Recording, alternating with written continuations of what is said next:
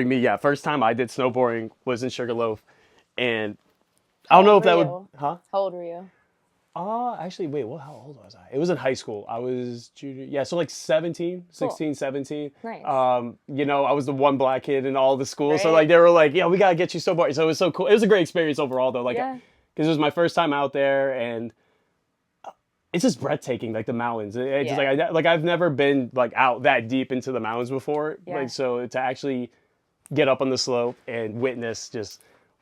I understand why people snowboard, and ever since then it's Yeah. locked me in ever It since. changes you. Did you snowboard first or did you ski? So the first time I ever did anything, I skied, and I was on Mount Hood Mount Hood. in Oregon, like big ass mountain. Oh wait. So did you live? No, I'm from Georgia, so I had Oh, never. really? So I never did any snow sports. Wow. Never had been in a lot of snow, so I really wanted to learn how to snowboard. So one of my best friends in college, he moved out to Portland, Oregon after we graduated. So I went out there to visit him, and I was like, dude, I want to learn how to snowboard. He was like, skiing will be easier, just try to ski. So we went out there, took a few runs on the bunny slope. It was fine. It went well. So then we get on a lift, and we went on this lift that like serviced black runs. Yeah. Like Well, like white- Black Diamond, Yes. double Black Diamond. Yeah. So like Your first run? yeah. So it went horribly, needless to say. It was awful. I ended up walking down. It was so terrifying, and I was like, I'm never doing this ever again. Like, So what was it that like got you at first? Like it was just the trying to keep your balance or oh what? yeah, like I didn't know how to stop. So like if I wanted to stop, I would just fall on my hip. So like yeah. my whole hips were like black and blue after this day. So I would just like fall on my hip to stop. Like I cried. It was a whole thing. So anyways, after that, I decided I really did want to try snowboarding because I didn't get skiing. So I think it was the following year, I got myself a 1-hour private snowboarding lesson on New Year's Eve in North Carolina. Crushed it. Like it just made sense. I Really? picked it up. And then I spent the rest of the day just like throwing myself down the hill on a snowboard and figured it out. Really? And I've just been hooked on it since. So you drove from Georgia all the way to North Carolina? So it's only a 3-hour drive. Oh, really? So Oh, okay. so to the place I used to go. So I would like drive up on a Friday night, snowboard, Yeah. sleep in my car, like crash somewhere, and then come back to Georgia. Oh, so okay. yeah. So then I was spending a lot of money traveling to snowboard. So I was like, well, I should just move somewhere where I can do this for free. So then got a job up here at the resort, and then And when was yeah. this? Like when did you make this move to? I moved October of 2020. Wow, damn! So really, snowboard, and then COVID happened. And yeah. So how what happened there? Like, how was your situation when you like? Did it happen when you just moved to Maine, or No, was so it before? COVID actually happened while I was through hiking the AT. Oh, okay. Yeah. How? Yeah. Explain. Yeah. Yeah, that was a mess. So Atlantic Trail, right? the Appalachian Trail. Oh, Yeah. it's on the Atlantic side. It's the Atlantic. It goes up the Atlantic. Yeah. So Close the enough. AT. Right? Yeah. Georgia to Maine. Yeah, so I left February 22nd, 2020 to hike the AT. And then COVID kind of hit like sometime in March. So I was already in North Carolina by the time the COVID happened. So I'm already like one state deep. And that was a whole situation. They like wanted all the hikers to get off the trail and go home and like leave, which I thought was crazy. Yeah, especially now looking back, it's like Looking back, Yeah. At the time, it really was like, oh, maybe, I don't know, what should I do? And now it's like, of course, you would just keep hiking. Were Like, you were you solo hiking too? So I was solo. I did it by myself, but you meet a lot of really cool people along the way. So like, it was just me starting out. Made a lot of great friends that we hiked together for a long time. But yeah, so COVID happened while I was on trail. And when I started the trail, I knew that I wanted to move away from Georgia and go do something different and probably work at a ski resort. And so I kind of like used my hike to figure out where I wanted to move. And I had thought about like California or Washington. And then I figured for my first time moving away from home, I should maybe just stay on the East Coast, like kind of close to home-ish, but still like too far to really want to drive it. So yeah, that's how I ended up in Maine, up here. Wow. Yeah. So snowboarding really changed your whole trajectory of your life moving forward. Honestly, yeah, snowboarding and hiking for sure. Like if I wasn't into snowboarding, I wouldn't have ended up moving to work at a ski resort. I've never actually thought about it that way. No, so that is Yeah. pretty crazy. I've always kind of thought that like hiking changed where I ended up at, but really I guess it was snowboarding if you think about it. Yeah, well, it's just like what I hear, especially when you're like, oh, once you got that first taste on Mount Hood, right? Mount Hood. Yeah. Yeah, you're like, dang, I've craved it. Well, Yeah. so was it just like the adventure and the thrill of once you learned fully in North Carolina, or like what was it that really like this is where I can't stop, won't stop? Dude, have you ever seen Johnny Tsunami? Johnny Tsunami. I'm gonna write that Yeah. down though. Johnny's, No, how old are you? I'm a 28. Oh, okay. I'm 31. Johnny Tsunami was a movie when we were kids. And it's like this kid who lives in Hawaii who surfs. He moves to this really cold state. And like he goes to a private school and like all the rich kids ski, but all the cool kids snowboard. Oh. And so he like gets sucked into snowboarding. And I remember watching that movie when I was a kid and I was like, oh, that's so cool. I want to snowboard. And that's what I got can't believe you you've on. never seen Johnny Tsunami, dude. It's such a good movie. Yeah, no, Oh, you have to watch it. Yeah, but see, like me Like, growing, what? Classic 90s throwback. Really? Yeah. Dang. All right, I'm Yeah. gonna watch it tonight then. Okay. I'll be like, I'm gonna smoke a bone and be like, Yes, all right, Johnny. exactly. Yes. But, so, oh, dang. So, did you have? So, there's no one, obviously, because you were in Georgia, right? Yeah. So, you had no family No. that even like that came to mind, No. like that you were like, oh yeah, we went snowboarding before. No, never. No. Right? No, I think my anyone- brothers went on like a youth retreat one time skiing. Yeah. But like I'm younger than them, so I didn't go on that. Oh, you're the youngest of. Yeah, I have two older brothers, and so yeah, I think my mom skied when she was little a few times, but yeah, no, none of our family really is like snow sports people because Really? we're all in the South where it's hot. Yeah, So, exactly. yeah. Oh, wow. No, I'm just like so you just saw it one day, like I'm gonna do it, and you're like, Yeah, I don't know. Snowboarding had always seemed really cool, and I just, yeah, I got to this. I think like after college, I really started like finding my own hobbies and like getting outdoorsy. I wasn't very outdoorsy before college. Oh, okay. And I just, had a job and had a paycheck, so I was like, I can just afford to go try new hobbies and do stuff, and so I did. So yeah. Oh, and like, what did you do in college? Or what was your major? Like, did you? Yeah, I was it- majored in biology, Okay. and then minored in Spanish. And Como estás? yeah, I don't remember a lot of Spanish anymore. That's all as far as You I didn't got. need Yeah, perfect. Yep, that's good enough. You Yeah. got the response. Sorry, my ADHD is going it's fine, everywhere. it's there. fine. So, have you ever thought about going back to advance, like more in biology or anything Oh, like no. that? Nah, Nope. you're more of just outdoor doing your thing. Yeah, I don't really. I like to learn, but I don't really want to go back to school. It's really expensive, and Oh, yeah. I'm not really a school person. No, But I enjoy the path that I'm on right now with what I'm doing and where it could go, and yeah.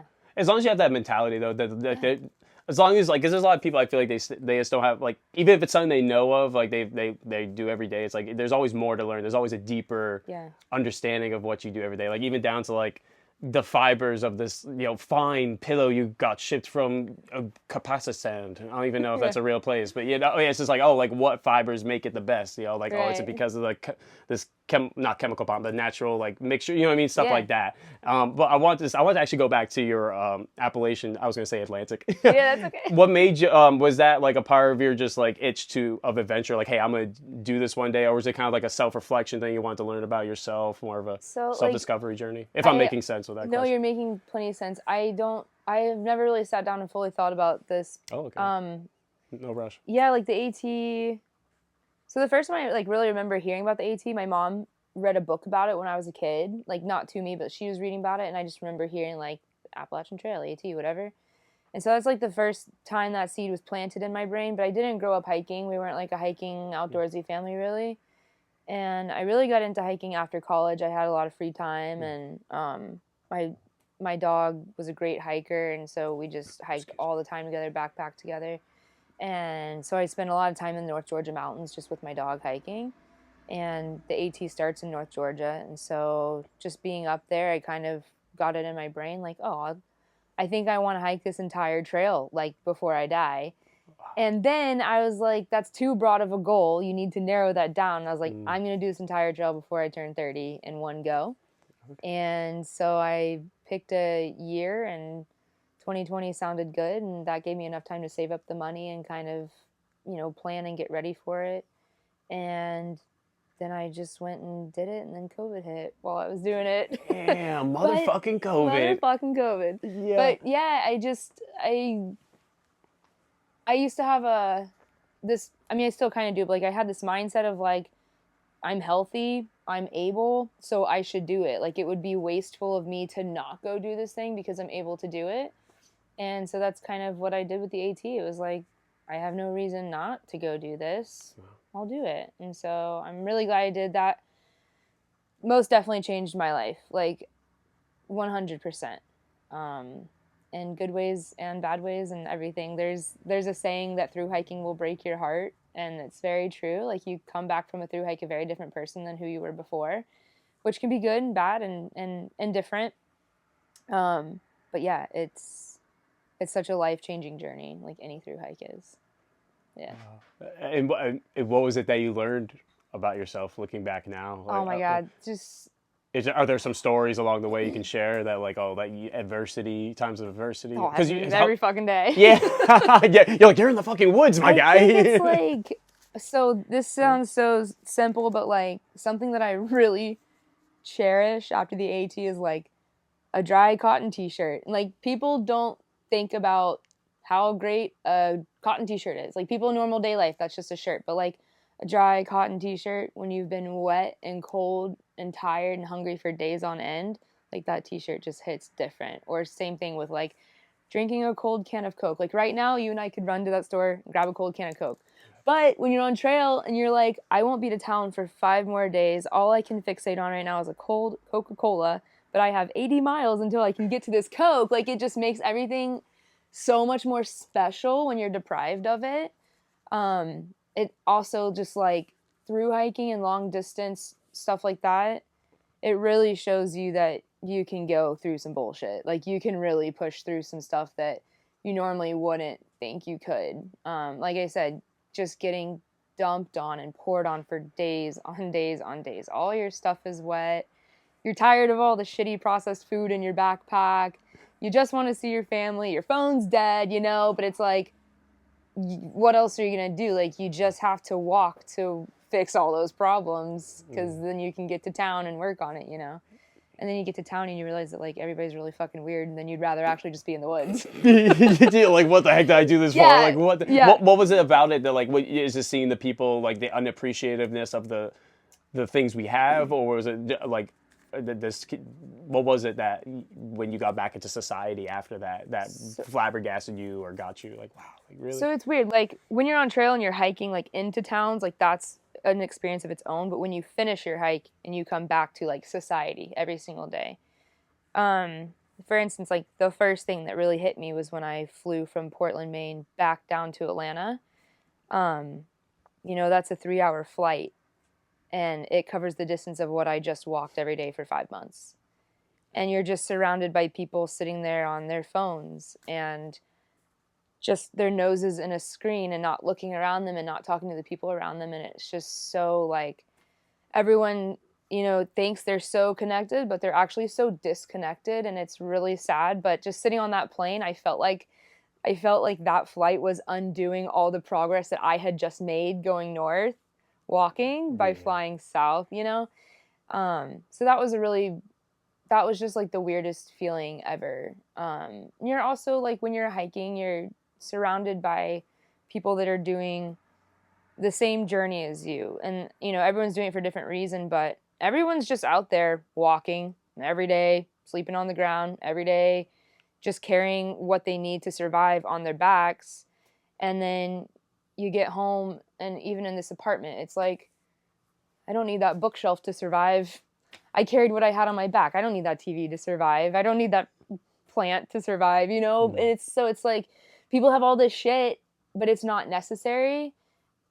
But they are comforts that we like and that make us feel good. So coming home to just, like, you know, I was living with my parents at the time, so just coming home to a house full of stuff was so weird to me, because the only thing I've owned for half a year was in my little 40-liter backpack, you know? So it's just like, is it really necessary to have 10 plates? Why can't we have 2 plates? Is it, you know, it's weird stuff that I think most people don't think about, because most people are normal. Well, what's normal though? That's the thing. And like, they don't feel normal. Yeah, well, no, that's a good point though, because it's like you're in this airplane, and what you're looking around is such a disconnect of society, and that's actually a conversation I literally had with a stranger last night. I was literally getting wood from just a local, honor box, you know, and then another guy came. He's like, "Oh, you had the same idea, yeah," and we started talking, just, you know, genuine conversations. Like, and he was an older man too, and he was like, "Yeah, you just don't have conversations like this anymore, no matter where you go, even if it were like the convenience store where usually always like, hey, quick interactions, but now even then, right, phone or it's just distracted by something. It's obviously, I don't know if it's just because of American society too as well, because you do look at at other cultures like Portugal or something, it's a lot more laid back right. society. But like you said, everyone has their own journey and they decides what's normal for them. So I guess like who decides what's normal when everyone's normal is different, right? Right, and it's like, out on trail when it comes to talking to people, you might come up to a shelter or a campsite and there's only one other person there, and it's like, well, are we just not gonna talk to each other? Like, no, like we're gonna strike up conversation, we're gonna cook our mac and cheese together, and we're probably gonna chit chat till it gets dark and then go to sleep. Whereas like, in the grocery store, like, you make eye contact with someone, give them that fake smile, and then push your cart and keep passing by. Yeah. Like, people just don't talk and have conversations, and it feels like to me, like in regular society, it's just like, oh, why is this person trying to have a conversation with me right now? I'm just trying to grocery shop, Yeah. I don't feel that here in this small town because everybody knows each other, but when I went back home to where it's very crowded, it just, I don't know, everything just feels so like impersonal and detached. It's weird. And everything's just very like, everything's really, really simple on the trail. Like, this is what I have to do today. I got to wake up. I got to hike 20 miles. I got to do some camp chores, cook dinner, fall asleep. Like that's your routine during the day. There's no distractions of like, oh, I could go do this. Oh, I should call that person. Forgot to do that chore. It's like, there's none of that. It's just like, wake up, stretch, eat, hike, sleep. Yeah. And that's it.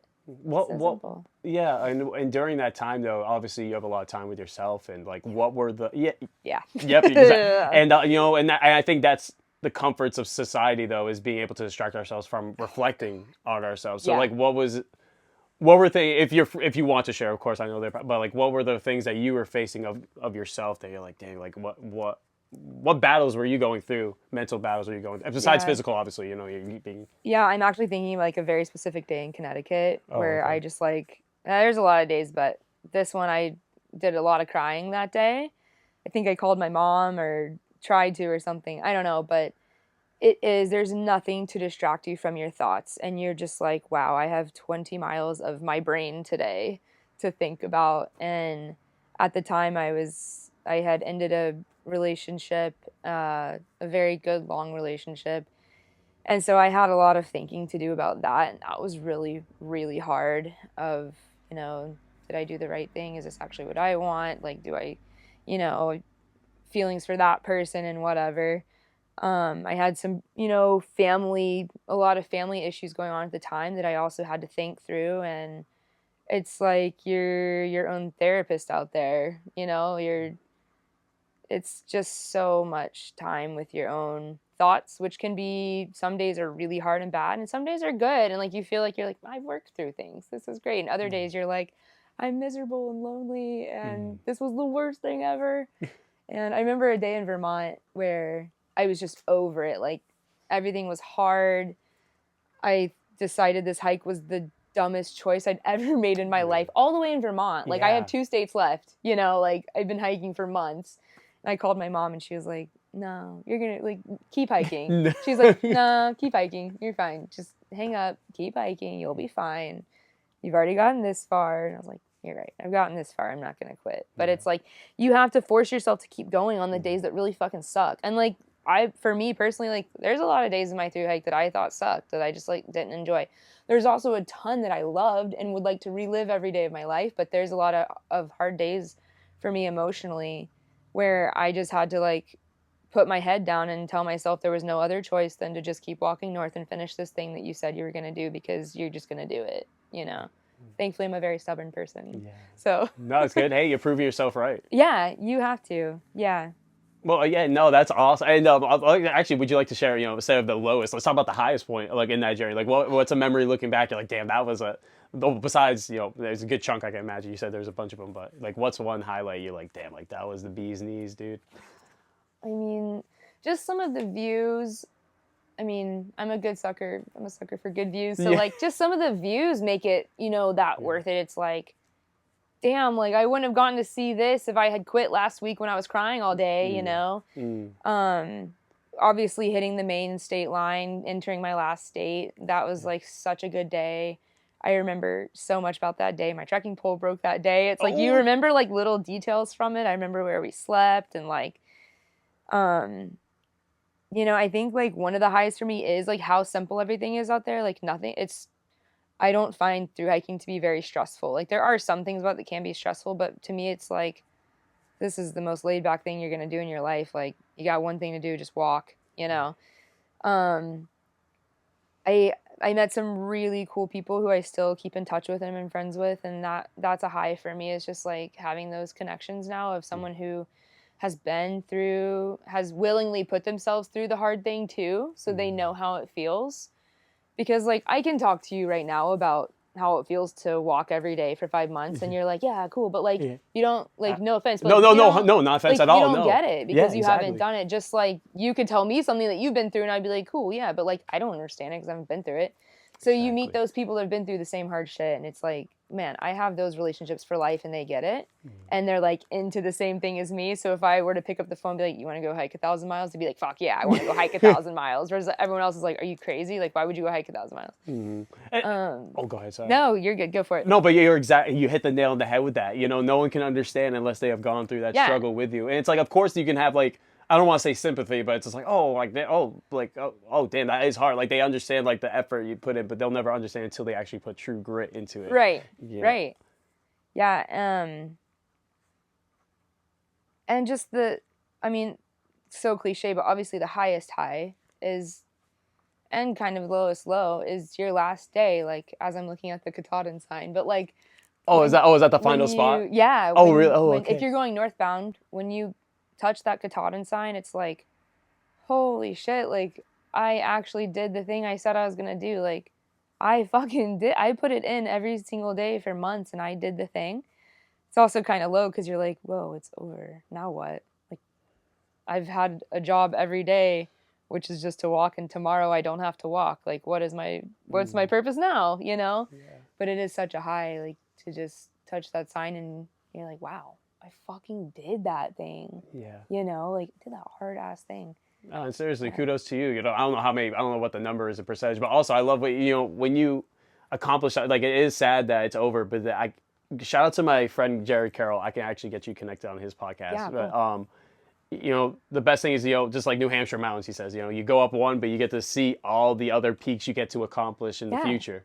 And I don't know if that's like the confidence that you've gained from all these new challenges. Like, for example, actually, that's a good transition over to your business now of the Adventure Girls Club, right? Yeah, the Girls Trip Adventure Co. Oh, yeah. The Girls Trip. Yeah. You're so close. Yeah. Everyone has their own version of it. It's fine. You're like, I'm just writing down all the different ways people mess up. The flag behind you has it, so it's easy to... The Girls Trip Adventures Co. Yes, there you go. Boom. So, so like, has that, like, after you've accomplished the Atlantic Trail, the Appalachian Trail. Yes.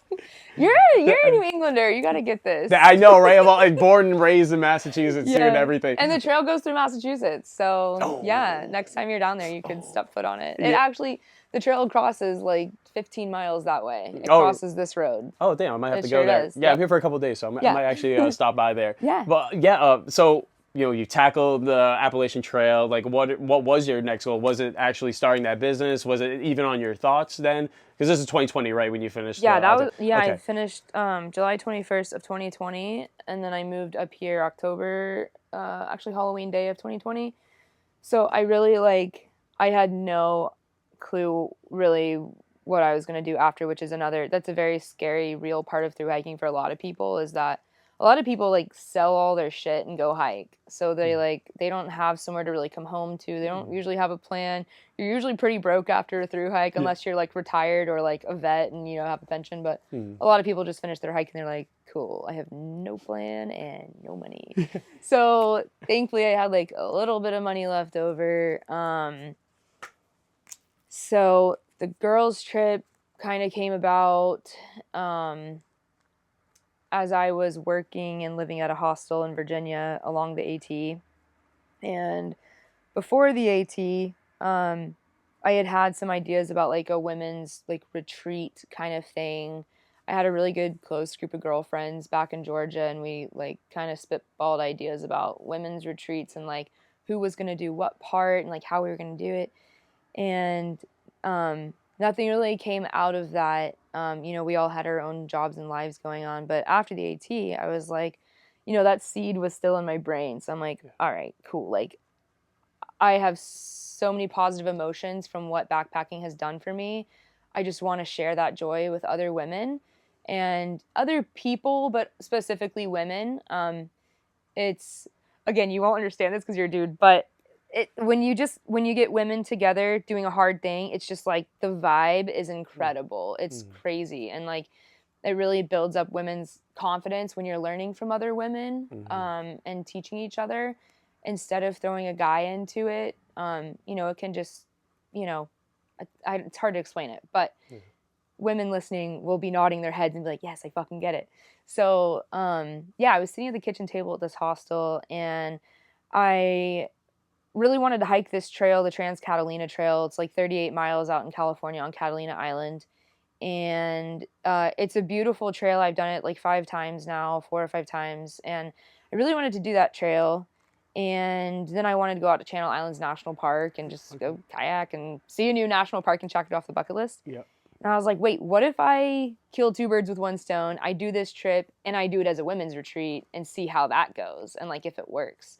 And so I made the whole itinerary and I put it out on social media, and it was just like, anybody want to come do this? I'm guiding it. I have experience with backpacking. And when I lived in Georgia, I used to guide women's hikes for a little while. So like I already had a little bit of experience with guiding in that aspect. And so I put the trip out there on social media, and all the spots booked up with, I knew 1 girl that came, maybe 2. No, I'm forgetting who was on that trip. I knew at least 1 person on that trip. I think just 1. Yeah. Everybody else was strangers. Wow. Who were like trusted me to go like take them on this trip that I had also never been on. Like I had never been to the Trans-Catalina Trail, but I was like, I have maps. I know how to do this. It's fine. And so that trip was like fucking awesome. It was just so cool, like having all these women come together from all over the United States, all different ages, brand new people who'd never backpacked, people who'd backpacked plenty before. And the trip was so great. And then the girls' trip spiraled and kept going and is still going. And it's my little baby that I'm growing. No, it's awesome. No, I seriously, when I seen you first post, I was like, wait, what? Y'all like when you, was it snowboarding in Alaska you guys did recently too, right? Or this March, this March will be our 3rd time going out to Alaska. Oh, let's go. Yeah, it's such a sick trip. I love it. And we're actually, also after that trip, me and Steve are getting married out there. Really? Yeah. What draws you to, like, by any chance, like, is there something that just draws you to Alaska? It's Alaska. Like, who doesn't want to go to Alaska? Right? I do want to go to Alaska. Exactly. Like, I've never met anyone who's like, nah, I don't want to go to Alaska. Like, what? Probably boring ass, like, fucking prunes. Just sit on their couch all day. Right. So, like, from, like, a business aspect, it's, like, such an easy trip to book because, like, Alaska is on most people's bucket list. So if they see, like, you want to come to Alaska? Like, fuck yeah, I want to go. So it's, like, pretty easy to book. It's also just, like, it's a trip where, like, not that any part of it is bad, but, like, if something were bad, it's so beautiful that you're just like, dude, I don't even care what's happening. I'm in Alaska and it's gorgeous here. So yeah, we do skiing and snowboarding. We do yoga every day. We stay in this big ski chalet together, home cooked meals. That's new this year. We go dog sledding. We go snowmobiling on a glacier. What? We go to a Nordic spa for a day. Yeah, it's like such a sick trip. It has like everything. Yeah, talk about like a refresh and just relax. Like it really is, and it's like, you know, you get like. My bad. You're fine. You get like the action of the skiing and snowboarding, like big Alaska mountains, but you also get like just those cozy, relaxed vibes of like being in the ski chalet in the evenings and just having like living room floor chats with girls and doing some yoga and eating good food. So it really is like.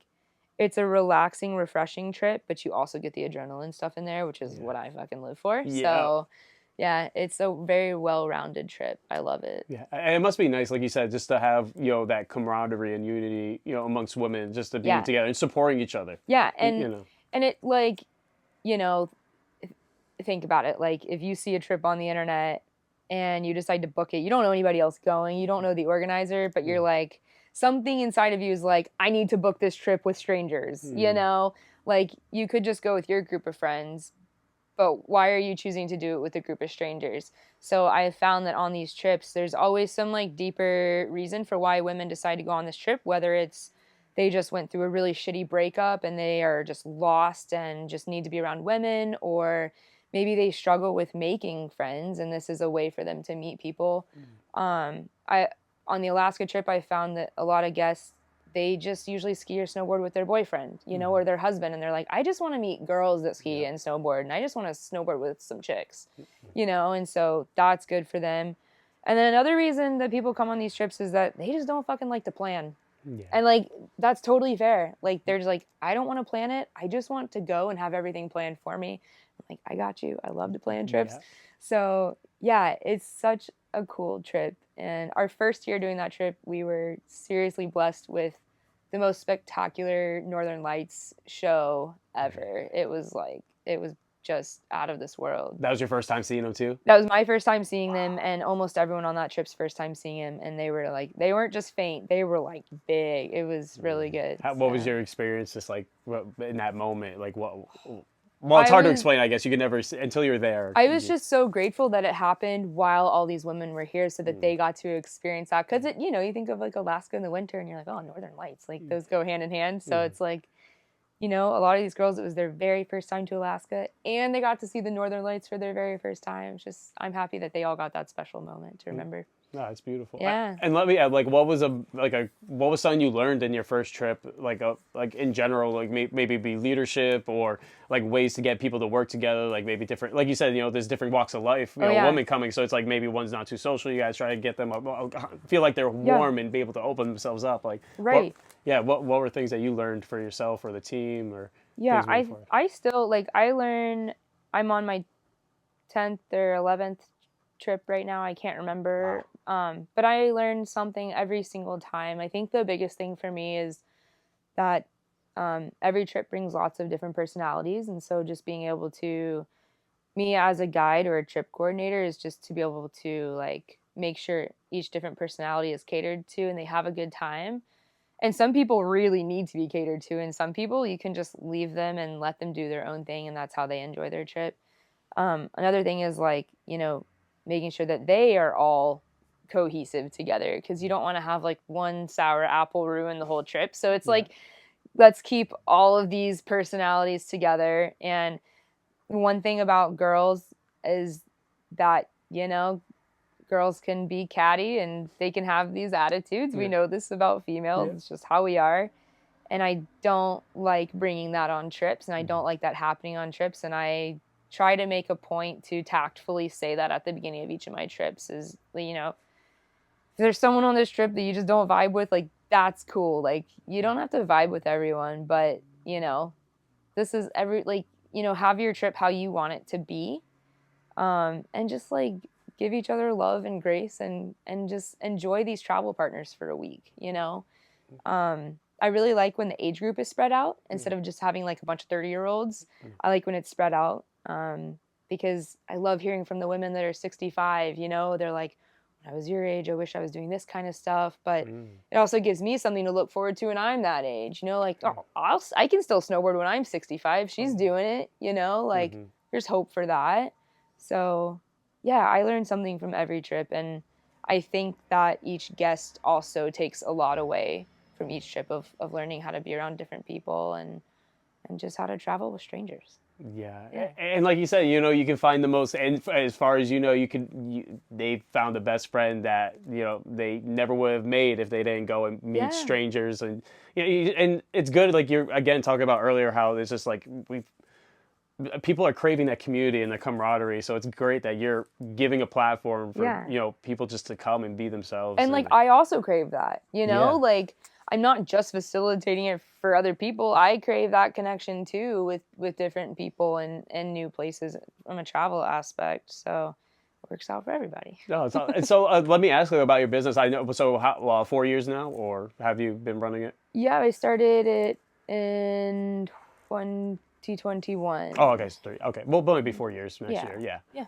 So like, what's your like what's your, I guess your, well, it's going to be 5 years soon, like your 5 year and 10 year plan, like, if that's something you thought of yet, like, I don't know if you plan on like expanding the company, almost like have every different host in different parts of the States, like other women that want to lead. I don't know. I don't know what ideas you've thought of. Yeah, I do have women reach out to me that want to guide for me. Okay, wow. I'm not that big yet to where I need that or want that at the moment, but I think eventually I will want to be there.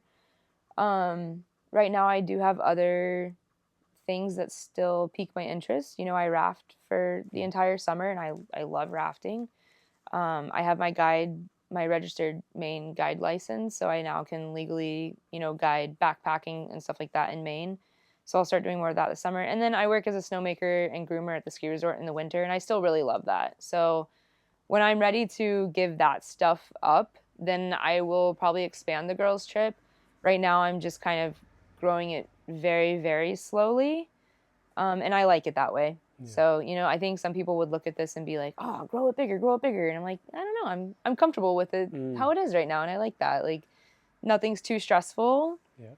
And it brings me enough joy and income that I'm comfortable with what I'm doing with it. So yeah. I don't feel the need to push it right now. Yeah. But I do think that one day I will. I think it would be really cool to just do one trip per month. So 12 trips per year. And, you know, I just travel for 1 week out of the month, and that would be all I do, you know? And like, I do eventually, you know, we want a kid one day. So my brain is kind of trying to get ready for like the next 5 years of my life of where we're going to be. And it's like, what's my next move? Like, should I grow it right now, or should I just like let it naturally do its thing? So I think I'm just like naturally going to let it see where it goes right now. So. Hey, you know, it's right. Yeah. Yeah. It's your business, you know, but it's just, and I think that's a good thing too, because a lot of people like, because it's a passion. It started off as, it still is a passion, obviously, but you don't want to rush it to where it's so, like you said, stressful, or you're like, oh, damn, it's not even fun anymore to do this. Yeah. Like, why am I even doing this anymore? And like, owning a business will always have some little type of stress, you know. There's definitely parts of running a business that I freaking hate, you know. I'm like, oh, I wish I'd never done this. Yeah. But then when I'm on a trip, I'm like, yes, I want to do this every week of the year, you know. Like, I love it that much. And then I get home and remember like the business side of it. I'm like, oh, I don't want to do this every week of the year. So it's like just finding that balance. Yeah. And the question, did your younger self ever see you like be where you are today where it comes to Really? No way. Like I said, I wasn't outdoorsy at all. Yeah. Wasn't into it, wasn't interested in it really that I remember. I really didn't get into the outdoors until college when I started scuba diving. And oh, you got a scuba diving license? Oh yeah. Wait, what? Dude, you were a diver? I diver? used to dive the shit out of some stuff. Really? You would find like fucking scattered fucking treasure everywhere and no, I didn't do that. But no, I got a lot of my diving certs in college. Oh wow. And then one of my best friends, she's my dive buddy, and so we used to dive a lot together. And I pretty much stopped diving when I moved to Maine, just because it's, you know, like not a lot of diving up here. Yeah, I was gonna say. And to dive, if you don't live in a dive location, costs a lot of money. So, and I spend my money on other stuff right now. But, so I wasn't really very outdoorsy growing up. And I also I didn't have a lot of girlfriends growing up. You know, I have 2 older brothers. I was a major tomboy as a kid. Didn't have a ton of girlfriends. And I always thought that I just get along with dudes well, and I don't get along with girls. And that's not true. I just hadn't met the right girls yet, I guess. You know, my best friend in high school, she was like my one girlfriend. And then I got to college and I met some really cool people. And then, you know, when I got more into hiking and backpacking, I just met some really cool women. And I was like, damn, there are women that are into the same stuff as I am, and that are you know, you can be feminine but also be a tomboy at the same time. It's possible. And so I met the right people finally. But yeah, younger me, if you had said I would be a backpacking guide and a raft guide and snowboard, that came out of left field. Where did that come from? I just wanted to be a veterinarian, you know? Wow, that's crazy. I just was into animals and stuff. I wasn't into the outdoors. I guess that's a beautiful thing about life, right? You just never know where you're It's crazy. And same thing, like sitting on this couch, like I think I know where I'll be in 15 years. Yeah, right. Like 45-year-old me is gonna be like, you thought you had a plan when you were 31, but here we are somewhere totally else, you know? Like, yeah. Just laughing at yourself, right? You're like, right. What? Yeah. Like, completely. No, but it's when it comes to have you done a rafting trip actually for the Girls Adventure Club? Or no? So we do club, we do Women's Rafting Day, which is such a fun event. We do it on the Kennebec, and our first year, I actually have all the pictures on my wall over there, but our first year was only 3 boats, and our trip this year was 8 boats. Wow, that much of an increase. 8 boats of women. And was it all local or a bunch of people? It's all New England. It's like women drive from Boston for this event. It's crazy. And I mean, like you'll have women drive from Boston like by themselves who don't know anyone at this event, and they're just like, sounds cool to hang out with a bunch of women on the river all day. We run as our own private trip. Yep. So we're not mingled with the other raft guests. Okay, yep. We do lunch on the river for them. Oh, that's sick. We like dress up in tutus and glitter and sparkles and stuff. It's just so much fun. And you get women of all ages. Like people will bring their like younger daughters, and I think I've had ladies like in their 70s come. I mean, it's like such a fun trip. And then this summer we are going to Costa Rica in June. 2 trips to Costa Rica. And one of them is whitewater rafting. Actually, both of the trips have whitewater rafting on them.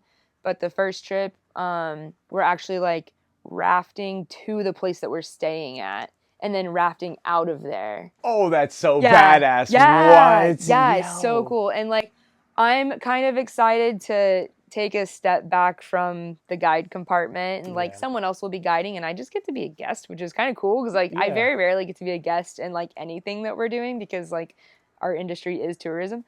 But so we'll be rafting for like 3 days of that trip, I think, and then like jumping off some waterfalls and zip lining and canyoning and there's like a big Tarzan swing thing we're doing. Yeah, and then the other Costa Rica trip, we're doing the Camino de Costa Rica, so we're hiking from the Caribbean coast to the Pacific coast, which is about 170 miles. So that's a 13-day trip, I think. So just hiking every day. Light work for you. You're like, all right, it's another day. Whatever. Another day in the office. Yeah, pretty much. Yeah. So I'm very excited to be rafting somewhere brand new and in another country will be super cool. And to be a guest, even better. And to be a guest. Yeah. I mean, I have to wear like customer gear, but whatever. Oh, damn. Oh, you can't bring your own gear? I don't know. I haven't asked, but I'm not going to be that guest. I'll wear whatever you tell me to. I only wear the top 2. Right. I want my helmet. Yeah. No, I'll do whatever they tell me to do. No, that's and again, hey, ladies, treat yourself, all right, to this next summer. Yeah, like that is, and that's the thing. It's just make memories. This life's about going on adventures and just like seeing what's out there and making connections that you never thought were possible. And getting to see new things with new people. Like I've never had anyone be on a trip and be like, "Wow, this sucks." Like, wish I wasn't here. Like no one's ever said that. They're like a little grumpy guy on the raft in the corner. Right. Everyone's always like, I can't believe that like I fucking did this. Like I came on this trip, like I took a chance on this random trip and like I did it. And I think everyone usually leaves a trip with like a new friend that they keep in touch with. And I'll see girls like share pictures from trips year round and just be like, oh, here's the sunset on Catalina. This was such a good day for me. Or, you know, the Alaska girls, like they share their pictures a lot still. And yeah, so I'm very excited to go back to Costa Rica again.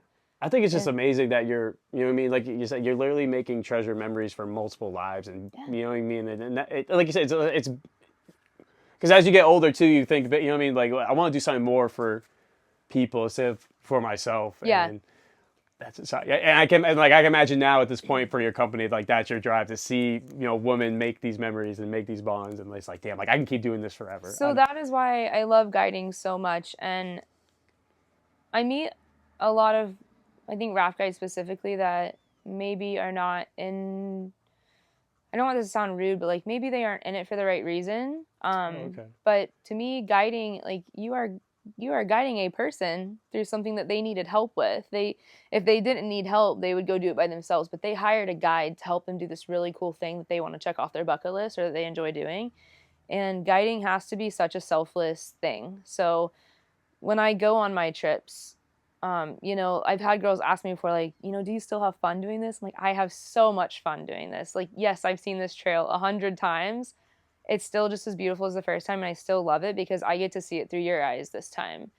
And the first time I ever went hunting, I was turkey hunting with my partner at the time, and he did not bring a shotgun with him. And I was like, "Why? Like, you're not going to shoot?" And he was like, "No, I just want to watch you." Oh, okay. I was like, "What do you mean? Yeah. Like you don't want to have fun and hunt too?" He's like, watching you learn this is the fun for me. And at the time I was like, "Oh, that's dumb. I don't like what." Like, I didn't understand that. But now as a guide, I'm like, yeah, like this is like seeing you experience this rapid for the first time is fun for me, or like seeing you climb this mountain, like that is the fun for me. Like, even though I've done this stuff hundreds of times, it's fun for me to see new people experience it and see that smile on their face, and like to see these women get this confidence from completing a trail or snowboarding a black diamond in Alaska for the first time, or, you know, like, I mean, my last trip we had girls that,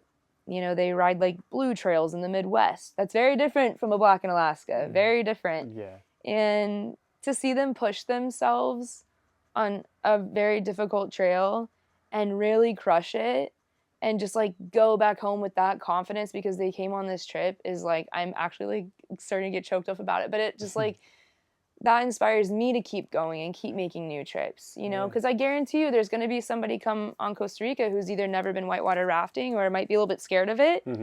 And that night after those rapids, they're going to go to bed with the biggest shit-eating grin on their face because like they did something scary in another country and crushed it, you know? Yeah. Like, that's why I love guiding. You just get to see people experience these things for the first time and just like grow this confidence from it. Yeah. And it's just like, it's just a, you know, this human thing, you know, just being like the guide or the teacher, you know, to see the next person. And like you said, it reinvigorates your excitement of what got you into it in the first place. Yeah. Because you're getting more, like you said, you hit the nail on the head, honestly. You know, getting more people into it just inspires you and gives you more hope for it too. Yeah. Because when you don't see people get into it, you know, obviously things fall off, and then there's maybe not enough care. Well, obviously everyone loves nature, so no matter, well, not everyone, but I can't slap that way. But, you know, am I making sense though? It's like, it just gives hope to the future of the betterment of something when you see more people get into it. Yeah, and I'll tell you another story that really solidified my love for guiding this summer. So last summer, this lady came to go rafting. I can't remember if she was by herself or with her son, but she spoke very broken English. She was asking a million questions. It was the middle of a busy summer, so my patience is already thin, like you know how guiding is, and so my patience is thin. She's asking a million questions, and it's like 8 a.m. I'm like, oh my God, can you just sit down? We'll answer all your questions as a group, you know. And so I don't remember if she ended up in my boat or somebody else's boat the first time, but we got to you know, China Beach. Yeah, I know China Beach. So we get to China Beach. There's a little rock right there that you can jump off of. And we always take the kids over there and jump off the rock with the kids. You know, they love it. And adults are like, oh, I thought you said there was a rock to jump off of. You know, it's like, well, there is, but it's like for kids. Yeah. So this lady with the broken English, she didn't know how to swim, which is fine. You know, we take people rafting that have never been swimming before. Which is kind of crazy. We're talking like paraplegics before. Like I heard. Oh, like, yeah. I was wait, what? That's what I'm like, yo, that's mind blowing. I don't know if I would ever completely. And so this lady, she wanted to jump off the rock, but she was like, but I don't know how to swim. And I was like, you know what, fuck it, it'll be all right, let's do it. Like, we got life jackets, like, you're fine. So she's like, are you sure it's gonna be fine? Like, it'll be fine. And so I take her over there to the rock, and she wants to hold my hand, and she's like 50 years old. Oh, like, okay, she's a grown-ass woman. Yeah.